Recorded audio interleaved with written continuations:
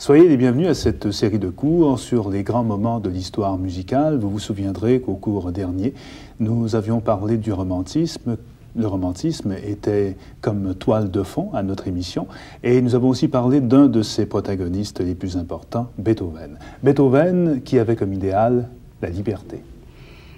Nous commençons par cet idéal de la Révolution française, liberté, égalité, fraternité. Vous l'avez reconnu dans Eroica qui justement introduisait notre émission d'aujourd'hui. Alors Beethoven sera la vedette de notre émission. Je voudrais attirer votre attention sur le désir que j'ai eu dans cette série de cours de ne pas traiter les musiciens en tant que vedettes. Pour la bonne raison que c'est la musique qui nous intéresse et les individus, si grands soient-ils, ne sont pas nécessairement ceux qui peuvent nous permettre de comprendre le devenir de la musique. Sauf exception. Voilà les deux grands B, Bach d'abord, Beethoven aujourd'hui, non pas en tant qu'individu isolé, mais avant toute chose en tant qu'archétype dans lequel tout homme occidental se reconnaît dans ses aspirations, dans ses créations, dans son humanité. Donc nous essaierons de cerner l'homme, le musicien, mais aussi son héritage. En effet, je voudrais présenter ici Beethoven dans sa démarche de compositeur, d'artiste appartenant à son siècle comme le premier d'une époque mouvementée, passionnante, mais en termes de richesse potentielle pour l'avenir. Il était le point de départ pratiquement de tous les courants musicaux qui vont marquer le 19e siècle. Et tous les musiciens, quelle que soit leur conviction, leur choix d'orientation musicale, se réfèrent à Beethoven, si différents soient-ils, et je mentionne ici aussi bien Berlioz que Schubert, que Brahms à la fin du siècle, ils se réfèrent tous donc à l'œuvre de Beethoven. On peut le définir donc comme le dernier des classiques et le premier des romantiques. Parce qu'il fait le pont entre les deux. Je souligne que l'impression de l'époque d'avoir fait une brisure n'est pas tout à fait juste. Il y a un lien, une nécessité absolue d'une œuvre comme celle de Beethoven. L'histoire elle-même s'est chargée de l'amener comme une conséquence logique des événements de la fin du siècle. Vous vous souviendrez probablement des dernières œuvres de Mozart, des dernières œuvres de Haydn. Et Beethoven est l'héritier tout naturel des grands Viennois, étant viennois lui-même. Alors c'est là qu'on doit puiser pour trouver les racines de la musique de Beethoven. C'est là où nous irons chercher ces racines, comprendre comment il les a formées et les choix de transformation qu'il a faits. Il connaissait très bien ses contemporains. Jeune homme à Bonn, il a regardé de près les œuvres de Mozart, les œuvres de Haydn, et même plus loin, chez Carl Philipp Emanuel Bach, où il a appris l'art de toucher le clavier, pas le clavecin cette fois-ci, mais vraiment le clavier, et l'art de la sonate pour le clavier, et de la technique même de l'utilisation du clavier part donc de très loin de la tradition germanique. Qu'est-ce qui caractérise Beethoven? Dans ce premier temps, ce qui le caractérise, c'est le désir de maîtriser la technique de la forme classique et l'impatience de la dépasser, de lui insuffler un contenu différent, en accord avec l'esprit de son temps, ce qu'il réussit merveilleusement bien, aussi bien dans les miniatures que dans les formes plus importantes. Et nous avons un extrait à présenter. C'est la bagatelle opus 33, une de la série des bagatelles, la miniature par excellence, où on peut saisir comment une minuscule petite idée devient un poème en musique.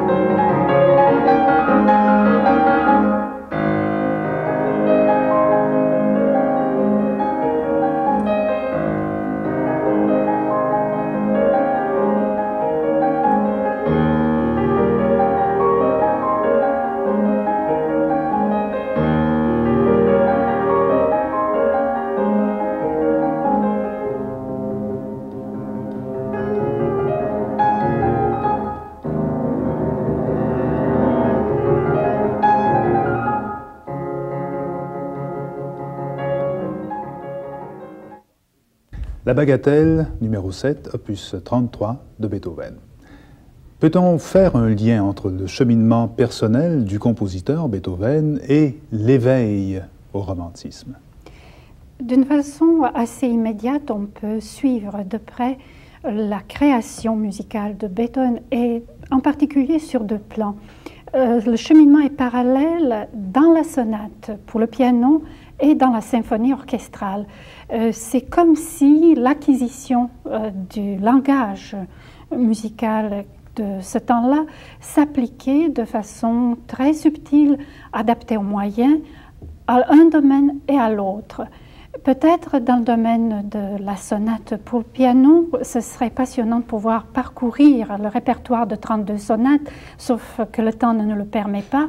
Alors je vais faire un parallèle entre la sonate et la symphonie pour montrer justement comment cette maturation s'est produite. Une chose est certaine, l'esprit romantique est bien là dans la musique de Beethoven.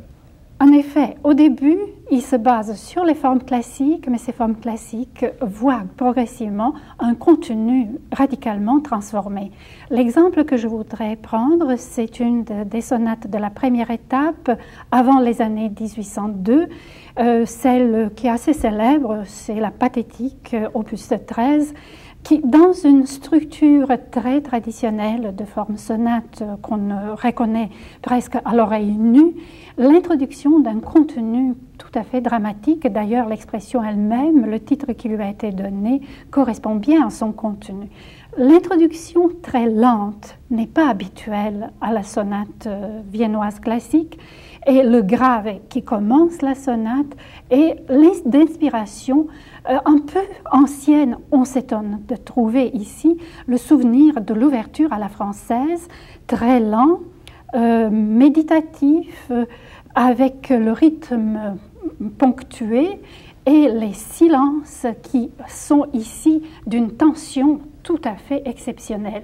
Et le chromatisme, j'aimerais beaucoup attirer votre attention au chromatisme dans cette introduction, à comparer avec le prélude de Tristan, absolument identique, sauf bien sûr dans la cadence finale, ici beethovenienne, et dans Tristan wagnérienne. Alors voici le tout début de cette sonate pour piano, opus 13, dite Pathétique de Beethoven.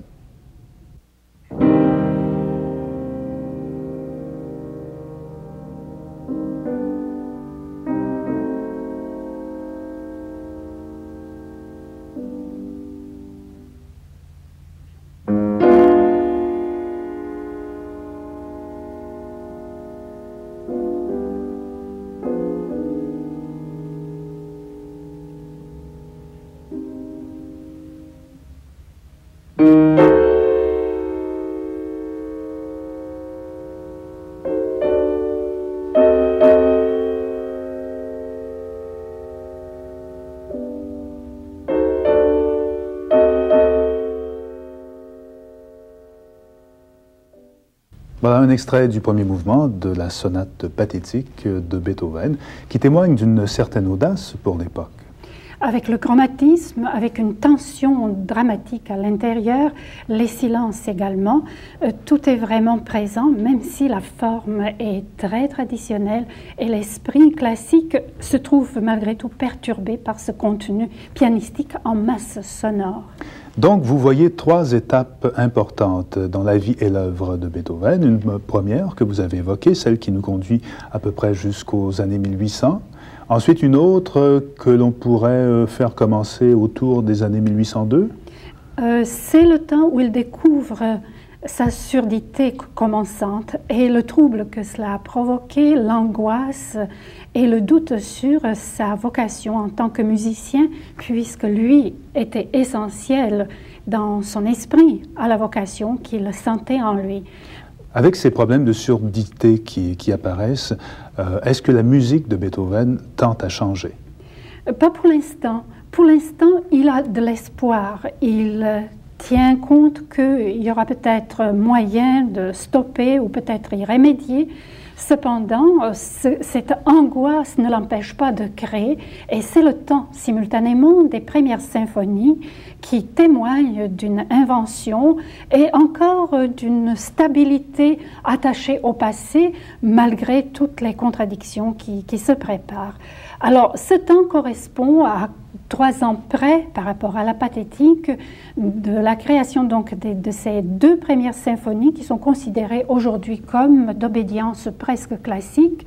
Cependant, les contemporains étaient profondément perturbés par ces œuvres orchestrales. On a de la difficulté à comprendre Beethoven. Pour eux, c'était du vacarme assourdissant. L'orchestre classique était légèrement plus important avec l'utilisation des instruments plus libres. L'imagination rentre à l'intérieur. L'utilisation aussi de la dynamique et des procédés qui sont vraiment propres à l'orchestre parce que Beethoven commence à penser orchestre et non pas la musique en soi abstraite. C'est une pensée orchestrale et probablement c'est ça qui a profondément dérangé les contemporains qui n'arrivent pas à s'ajuster à ce volume sonore, à ce dynamisme intérieur, au travail thématique très développé, parce que les symphonies ne sont plus les symphonies qu'on puisse écrire comme Haydn l'a fait 104. Ici, il y a un autre poids qui est donné à ce genre par excellence classique, qui dépasse les frontières. Justement, à propos de la 2e symphonie, il y a une critique parue à Leipzig en 1803 qui dit ceci en substance: « Une œuvre pleine d'idées nouvelles et originales d'une grande puissance. » Bon, on est étonné. En effet, on est très étonné.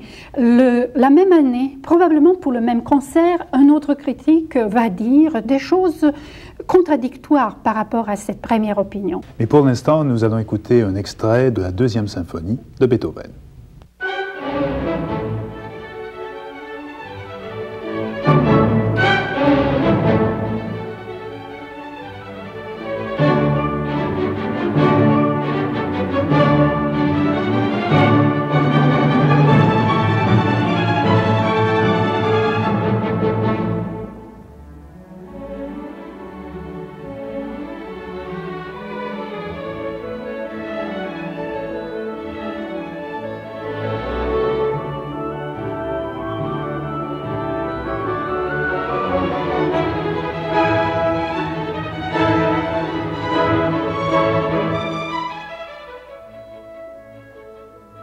Une monstruosité, un dragon agonisant, se tordant interminablement, n'en finissant pas de mourir, et même, en perdant son sang, donne de furieux coups de queue autour de lui. Voilà une critique parue dans une revue qui s'adressait aux gens élégants en 1803, toujours au sujet du même concert. Donc des opinions tout à fait divergentes, différentes. Tout à l'heure, on s'adressait plutôt aux musiciens, et là, au monde, aux gens du peuple, mais du peuple élégant finalement. C'est cela, justement, cette contradiction que je voulais montrer. La réaction troublée des contemporains vis-à-vis de ces premières symphonies de Beethoven et les surprises qui arrivent comme ça soudainement, qu'on n'arrive pas vraiment à discerner où est l'originalité, où est le sens musical de ces œuvres. Donc on ne peut pas faire autrement que de sourire à ces contradictions comme celles que nous venons d'entendre. Mais tout cela parce que Beethoven a voulu se démarquer du classicisme viennois. Il n'a pas voulu, d'une façon consciente, se démarquer. Il a suivi son chemin. Et lorsqu'il déclarait qu'il était un artiste libre, ça signifiait qu'il n'avait aucun autre compte à rendre à qui que ce soit à son public, à ses contemporains, à ses mécènes, peu importe, il n'avait que sa propre conscience d'artiste qui était le juge de ses œuvres. Et l'avenir nous prouvera qu'il avait totalement raison. Parce qu'effectivement, on vient de lire cela, mais les contemporains n'ont encore rien vu. Ils ne savent pas ce qui s'en vient. Et beaucoup de choses intéressantes viennent. À vrai dire, Beethoven est juste au seuil de ses grandes œuvres. Parce qu'il entre en pleine période de maturité. C'est tout à fait à partir de ce moment-là qu'on peut suivre le véritable Beethoven, totalement libéré de la tradition et découvrant sa puissance à la fois d'imagination, de nouveauté de la matière sonore et de l'éclatement de toutes les normes auxquelles il ne voulait plus être assujetti. Bon, alors comment cela se manifeste-t-il concrètement? Entre les années 1802, donc nous sommes juste à l'époque de la création de la deuxième, et 12 ans plus tard, 1814, nous sommes en pleine période de très grandes œuvres de maturité. C'est le temps de la Eroica, c'est le temps des concerti, piano et violon. C'est le temps des ouvertures, Coriolan, Egmont. L'expérimentation étant faite qu'il peut vraiment se servir des outils déjà existants, mais leur donner un autre contenu, c'est vraiment la solution de ce style de maturité qui apporte avec soi le dépassement des anciennes formes, un langage pianistique ou orchestral adapté à chacun des médias. Et nous trouvons au piano sonnant et vibrant l'orchestre entier déjà, et dans la symphonie, le dépassement des structures de la symphonie classique. Et lorsqu'on pense à la Eroica, il est évident que ça n'a plus rien à voir avec les symphonies de Haydn, même celles de Mozart sont bien loin. Mais la critique, elle, est-ce qu'elle suit Beethoven? Est-ce qu'elle finit par le comprendre? Avec beaucoup de difficultés. Il n'y a pas une perception très claire de l'œuvre de Beethoven. Il n'y a pas la capacité de saisir la cohérence formelle, d'où les réactions premières qui sont très réticentes et qui sont même comme une insulte reçue à la face des gens. Bien sûr, c'est trop, beaucoup trop pour le commun des mortels. Comme en témoigne cette critique parue en 1806 au sujet de l'Eroica, qui résume l'audace et la perception aussi des contemporains face à cette œuvre de Beethoven. Ça va comme suit. Cette œuvre longue, très difficile à jouer, est en fait une large fantaisie audacieuse et déchaînée, où ne manquent pas les passages admirables qui portent la marque de l'esprit énergique et talentueux. Toutefois, l'œuvre semble trop souvent se perdre hors des règles de la composition. La symphonie contient trop d'éléments stridents et bizarres qui rendent difficile une vue d'ensemble d'ouvrage et nuisent à son unité. On ne peut pas dire mieux la réaction des contemporains et chaque expression qui est utilisée, on peut la renverser dans le sens positif du terme et de la constatation de la critique, découvrir les fondements musicaux qui s'y trouvent. En effet, l'audace orchestrale, l'audace harmonique et l'audace formelle, l'Eroica intègre la marche funèbre à l'intérieur, c'est impensable dans la symphonie classique, et l'exploitation des formes qui sont maintenant d'un souffle monumental, très large, tout à fait inhabituel, d'où le problème de perception de la cohérence de la forme. Mais avec une symphonie comme la sixième, par exemple, la pastorale, est-ce bien différent? Les choses deviennent un petit peu plus simples. Il est relativement plus facile de saisir une œuvre instrumentale qui contient en soi un élément extra-musical. Beethoven s'est servi de ces outils pour faire de la musique la plus pure qui soit. Jusqu'à présent, nous l'avons rencontré à la fois dans la sonate pour le piano, dans la symphonie. Il le fera dans son répertoire toute sa vie. Mais en parallèle, l'élément extra-musical programmatique, non pas descriptif, mais l'intégration émotive à l'intérieur de ces œuvres instrumentales apportera beaucoup à la perception plus simple et plus facile du grand public. Cependant, c'est une illusion, le public s'accroche à ce qui lui paraît déjà connu, donc la pastorale est beaucoup plus facile, elle a reçu un accueil très spontané, très enthousiaste, puisque ce sont des scènes dans lesquelles n'importe quel homme s'y reconnaît, tout à fait à l'aise. C'est le point de départ aussi donc de cette piste de la musique descriptive, l'émotion exprimée à travers la musique. Mais il y a des moments particulièrement pittoresques, et là j'ai voulu céder un petit peu le pas, faire une concession si vous voulez, et dans l'extrait qui suit, c'est le fameux orage avec les timbales, avec les éclairs joués par les flûtes, c'est la tradition qui se présente ici de façon tout à fait pittoresque.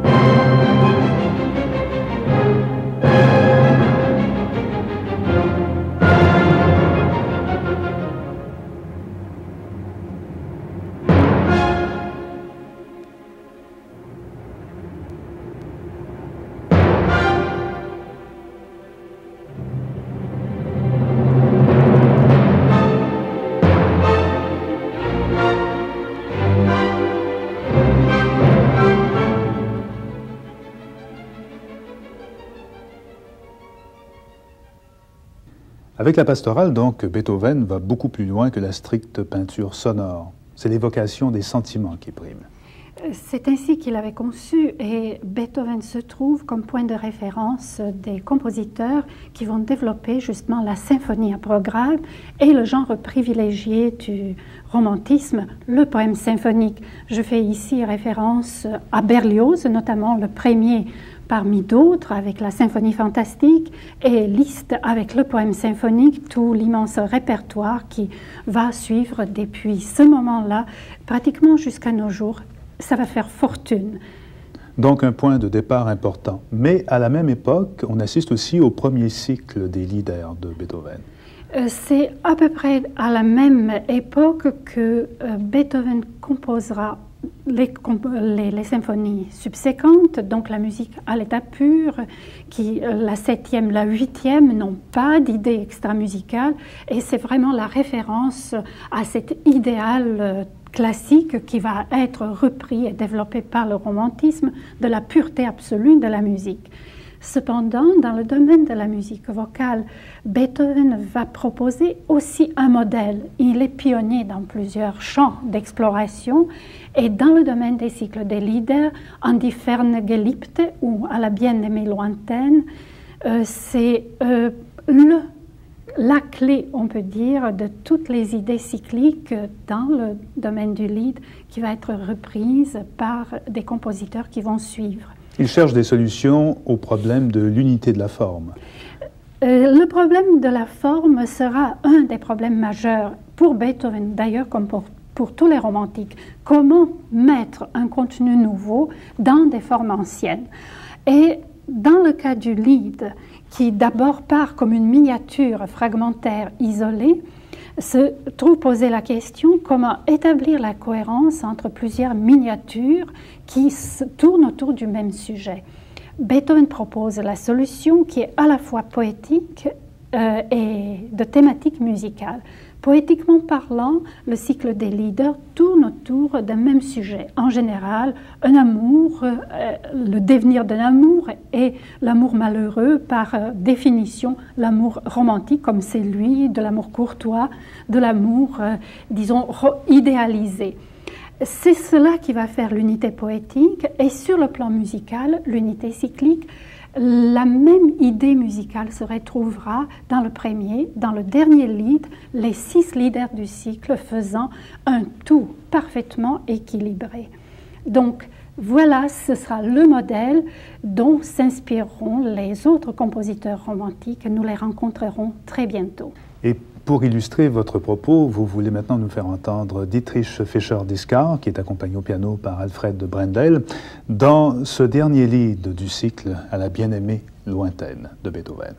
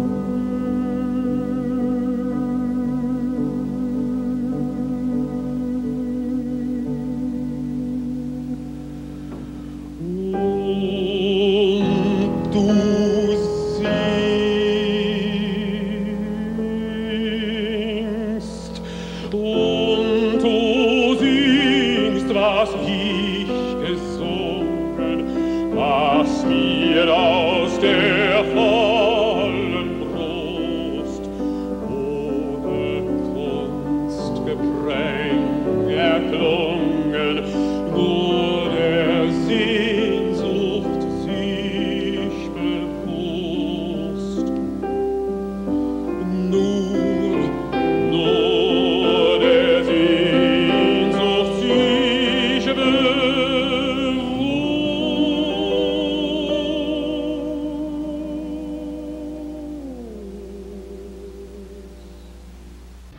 peut entendre Fischer-Dieskau sans penser à Schubert et à Schumann qu'il a tant chanté, et ça me fait penser que Beethoven était un précurseur de ces compositeurs. En effet, c'était le modèle dont se sont servis et Schubert et Schumann en découvrant la possibilité très réelle de structurer des romans en musique, des véritables histoires qui n'ont pas nécessairement à avoir un libretto, une action cohérente, mais établir un climat romanesque dans lequel les leaders cernent différentes facettes d'un même sujet, d'une même préoccupation. C'est pour cela que l'on parle de cycle. C'est cela, c'est une unité d'esprit et souvent une unité établie par la présence du piano.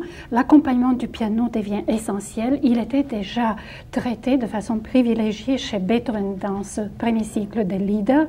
Schubert le développera et pour Schumann, le piano deviendra un partenaire tout à fait égal avec la voix.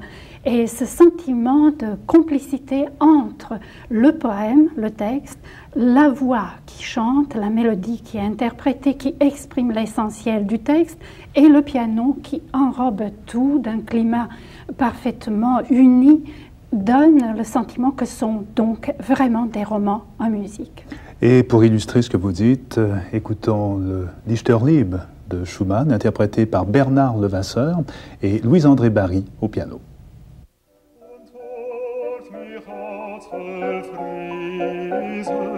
Die müssen noch stärker sein, als wie der starke Christoph in Don zu Köln am Rhein. Die sollen den Sarg forttragen und senken ins Meer hinab. Denn solchem großen Sarge gebührt ein großes Land. Wisst ihr, warum der Sarg wohl so groß und schwer mag sein?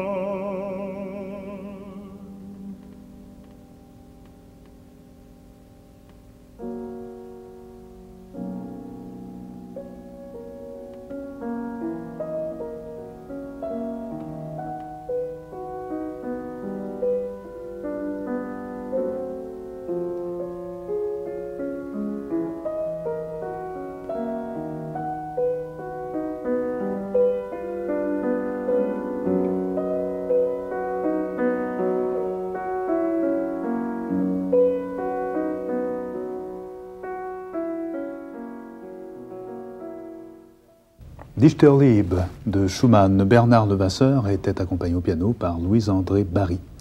Mais heureusement que les amours n'étaient pas toujours possibles au XIXe siècle parce que ça a été une source d'inspiration incroyable pour les compositeurs et les poètes. C'est cela, sauf que nous pouvons voir dans ces deux extraits l'approche radicalement différente de l'un de l'autre. Sérénité et acceptation chez Beethoven et la face cachée de la lune chez Schumann. Bien sûr, le piano termine en beauté ce cycle des leaders, mais il n'y a rien de plus angoissant, même terrifiant, dans l'histoire d'amour malheureux qui est racontée dans les Dichterliebe. Vers les années 1815, Beethoven aborde la musique du silence. La musique du silence à cause de sa surdité ou à cause d'une forme de voyage intérieur qu'il effectue? Dans les deux sens. C'est le moment où Beethoven doit accepter l'évidence inéluctable de la surdité définitive et inguérissable, ce qui est pour un musicien le comble de malchance et de malheur. Sauf que Beethoven accepte aussi de faire face à cela comme un défi personnel et un défi humain tout court. Dépassement de ce malheur signifie aussi le repli sur soi et l'intensité de la vie intérieure remplace ce qui le coupe de ses semblables et ce qui l'enferme dans sa solitude par la difficulté de la communication. Mais comment ne pas tomber dans le piège de l'abstraction? Le piège de l'abstraction, pour nous peut-être, ou surtout pour ses contemporains. Ses contemporains ont été effrayés. Ses amis fidèles qui étaient autour de lui, à certains moments, se sont bien demandé qu'est-ce qui lui arrivait, comment vivre avec cet univers sonore qui sortait de ses mains et de sa plume, alors qu'ils avaient l'impression que son monde sonore véritable était très concret, très sensuel auparavant. Tout à coup, c'est un autre univers qui se présente là. Je n'oserais pas reprocher cette nouvelle façon de voir les choses. C'est une transformation graduelle qui se produit dans son œuvre. Je ne le reprocherai pas uniquement à sa surdité. Je crois que c'est une maturation intérieure que chaque homme vit face à la souffrance, qui le grandit ou alors qui lui apporte une brisure, une fêlure radicale.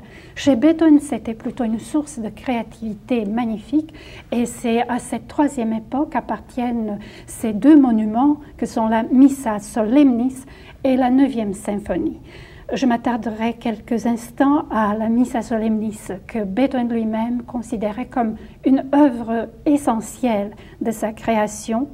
La Missa Solemnis qui n'a rien à voir avec les messes liturgiques, avec la fonction même de l'office chrétien quel qu'il soit, puisque c'est la démesure totale qui se trouve dans cette œuvre à tous les niveaux. Démesure de la conception, dépassement de tout dogme, de toute religion, mais au contraire une vision profondément humaniste de la spiritualité.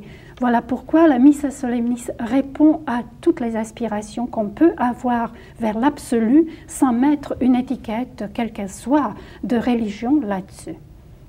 Alors, pour la Missa Solemnis, toutes les techniques, tout ce qui a été déjà acquis par les traditions anciennes, là, il n'y a pratiquement plus de limite de style, il y a simplement une exploration de tous les moyens d'écriture polyphonique homophone. Nous retrouverons des fugues superbes à l'intérieur, la réminiscence du chant grégorien et une profonde spiritualité que nous trouverons axée vers l'homme et l'acceptation fière de l'homme et de sa destinée telle qu'elle est. Alors, ce que je vous propose ici, c'est un extrait de Agnus Dei, plutôt le Miserere, une imploration pour la paix intérieure et la paix parmi les hommes, une des pages les plus sublimes de la Missa Solemnis.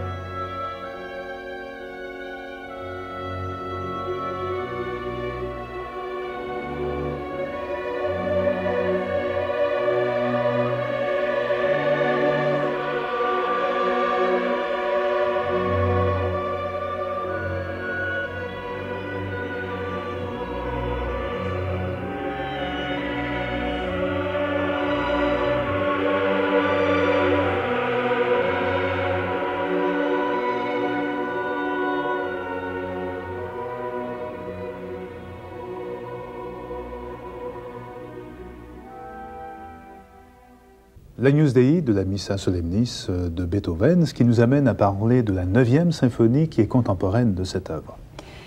En effet, ce sont deux œuvres qui sont très rapprochées à la fois dans l'esprit et dans la conception. musicale, même si la destination et les moyens utilisés sont sensiblement différents. Pour la 9e symphonie, que tout le monde connaît comme un héritage de l'humanité tout entière, surtout par son dernier mouvement, je voudrais justement attirer l'attention que, à part le dernier mouvement, il y a les 3 autres dont on oublie un peu de s'occuper, qui sont une préparation de l'aboutissement final de l'hymne à la joie proposé à la fin. Dans cette œuvre qui est gigantesque, il y a une transcendance de tout ce que la symphonie classique pouvait proposer comme cadre. C'est un point de repère de la limite atteinte par la tradition classique dans la symphonie et d'autre part la porte ouverte vers d'autres choses. On doit bien souligner que la 9e symphonie a été un inhibiteur, a servi d'une certaine façon de blocage aux compositeurs qui sont venus après Beethoven.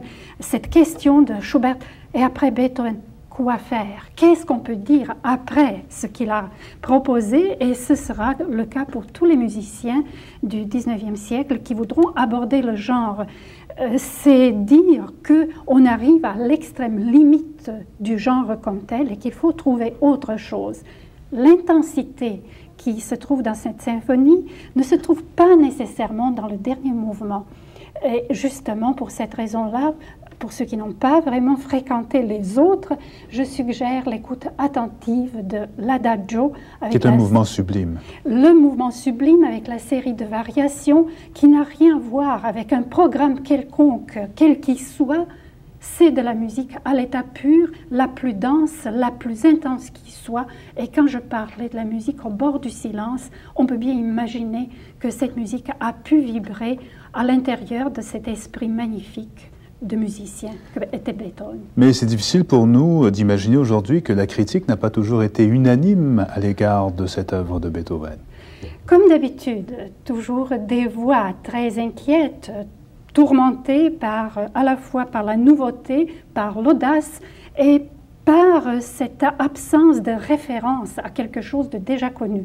Alors, pour avoir quelques idées sur les contemporains... À preuve, voici ce qu'on disait à Fétis en 1925. « Quelques éclairs d'un rare et beau talent au milieu d'un immense ennui. » Qui eût cru qu'on puisse dire qu'on s'ennuya un jour à l'écoute de cette 9e symphonie. Aussi, cette symphonie peut se mesurer sans crainte avec ses 8 années, 8 aînés, pardon, pas ces 8 années, mais ces 8 aînées, donc les précédentes. Aucune ne peut lui porter ombrage.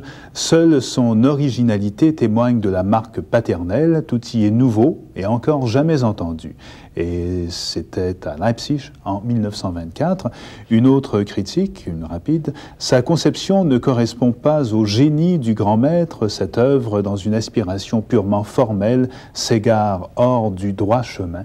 Francfort, 1825. Mais est-ce que Beethoven voulait être dans le droit chemin? Et qu'est-ce que c'est que le droit chemin? Justement pas. Il ne voulait pas suivre le droit chemin, il voulait suivre son chemin. Un point, c'est tout. À vrai dire, ces critiques sont tout à fait révélatrices. Nous n'avons pas à faire une étude stylistique pour comprendre pourquoi les contemporains ne pouvaient pas toujours suivre. Ils saisissaient la nouveauté, mais ils ne pouvaient pas l'accepter d'emblée. Donc le grand problème, c'est vraiment la nouvelle conception de la forme. À la fois c'est la forme de la symphonie, mais qui va également se manifester simultanément dans le domaine de la création de la sonate pour le piano. À vrai dire, la série des dernières 6 sonates pour piano n'a plus rien à voir avec le genre sonate dont nous avons parlé, que nous avons rencontré, même rien à voir avec les sonates qui ont précédé immédiatement. À vrai dire, ces dernières sonates sont un adieu magnifique à la sonate classique. Et surtout la dernière, l'opus 111. Alors, la dernière nous proposera non plus un modèle, il n'y a plus de modèle de sonate, mais c'est littéralement l'imagination qui a fait éclater tout point de référence. Il n'y a plus de forme comme telle, ce qui est à l'intérieur, c'est un orchestre confié au clavier, et le clavier vibre dans toute sa splendeur de l'espace sonore utilisable, avec une technique qui exige l'impossible du pianiste. La réaction contemporaine était très, très hésitante devant des exigences posées par la partition. Quant au contenu, Bien, on en parlera un tout petit peu plus tard. Oui, mais pour l'instant, si vous voulez bien, nous allons écouter Richard Raymond au piano, un extrait de la sonate opus 111.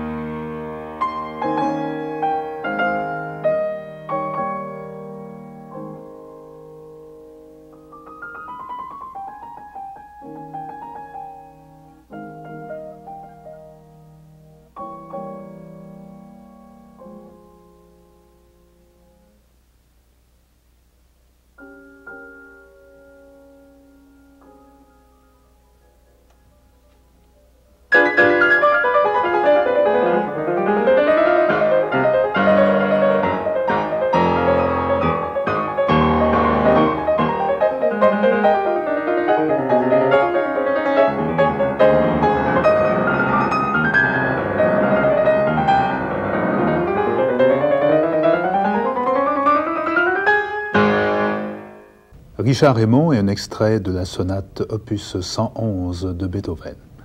Dans cette étrange dernière sonate, pourquoi n'y a-t-il pas de troisième mouvement? Je pourrais vraiment vous raconter un roman là-dessus, mais je vais aller au plus court. Thomas Mann, dans son roman Dr Faustus, consacre plusieurs pages justement à la réflexion sur cette sonate et ces pages sont sublimes. C'est à Thomas Mann que j'emprunte la réponse. En écoutant le dernier mouvement, on a immédiatement l'évidence qu'après ces dernières mesures, la sonate n'a plus rien à dire. Il est absolument inutile d'ajouter la moindre petite chose. Tout est dit, c'est un adieu vraiment à la sonate. Suspendue entre le ciel et la terre, elle a terminé sa carrière.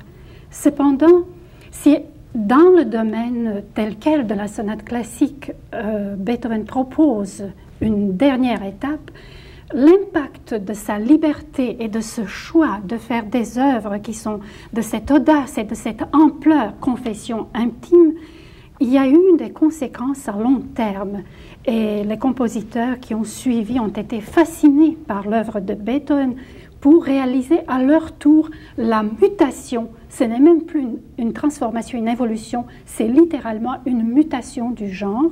Et je voudrais juxtaposer à l'extrait de cette sonate de Beethoven, celle de Liszt qui vient quelques 30 années plus tard pour nous montrer comment cette mutation à la fois musicale, mentale, de la conception du piano, de la matière sonore et du genre sonate s'est opérée.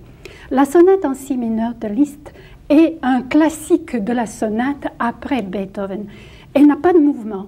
C'est une immense rhapsodie, on peut dire, un immense poème symphonique dans lequel les idées sont juxtaposées l'une après l'autre, se métamorphosent toujours sous un éclairage très nuancé, en exploitant le piano en masse sonore.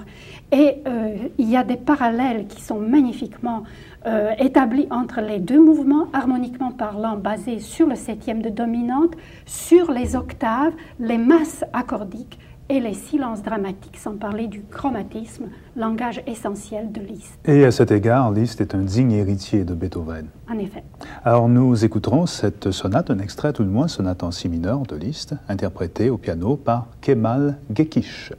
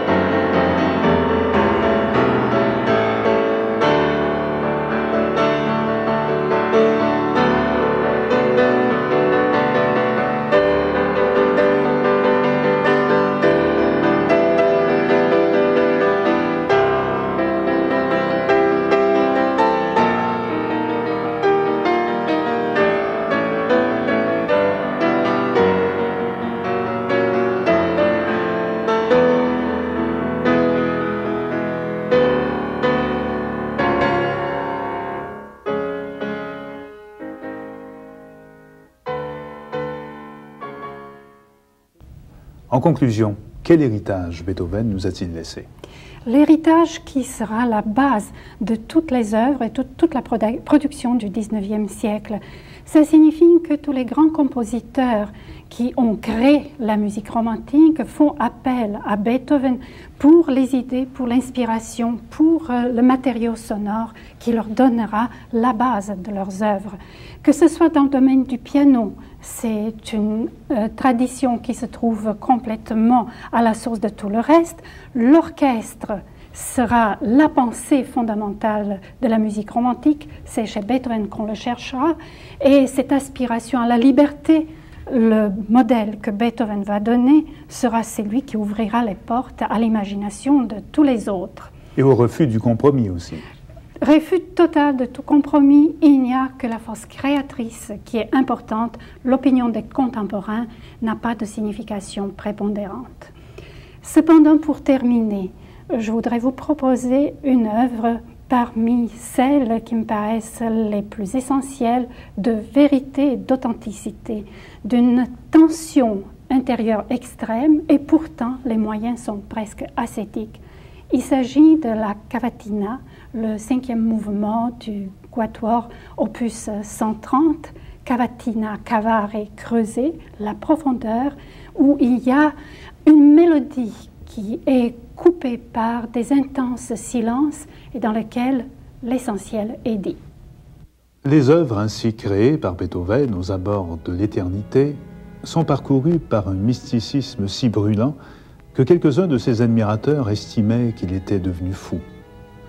Qui sait si Dieu lui-même ne fermait pas ses portes par lesquelles pouvaient lui parvenir les bruits du monde, afin de purifier et spiritualiser ses pensées. Christian Huran, 1838.